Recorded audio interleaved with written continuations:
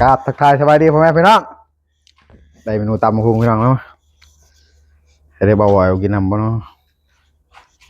จัดจักบัตรครับพี่น้องโอ้ผักกรอบๆเลยผักกระดำนี่เนาะ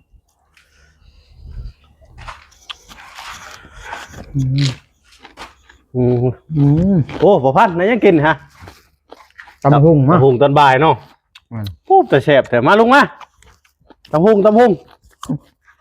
บายดีเด้อFCพ่อแม่พี่น้องตำหุงก่อนลงทำงานพี่น้องเอ้ยบ่พันเห็ดเด็ดเลยเนาะมาแซ่บๆเหมือนกันกินส้มเนาะ คิดรวมน้ำกันได้เนาะ มาเด้อสู่ทุกคนตำหุงเหลืองพี่น้องนี่ทุกคนตัว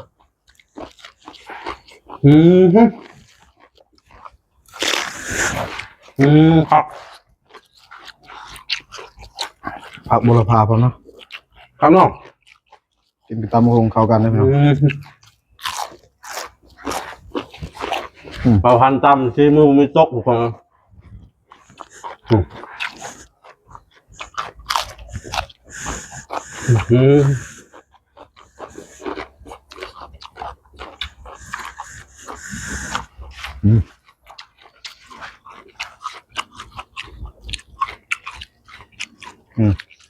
เอากระลำกรอบเลย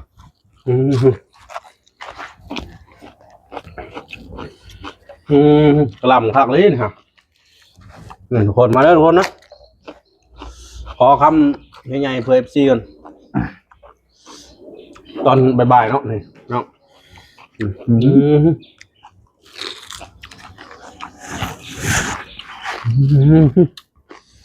จอดขนาดพี่น้องมะฮุงเหลืองเนาะ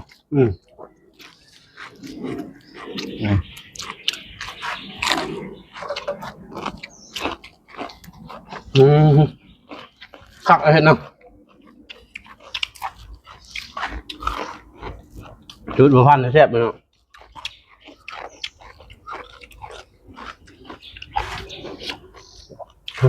คักแบบจวดจัดเลยเนาะนี่ FC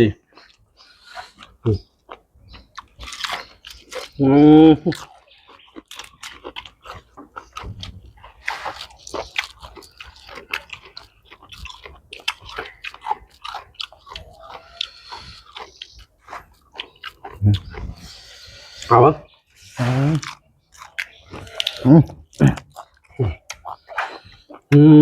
น้องเอ้ย สุดจัดประหลัดบอกเลยพี่น้องนี่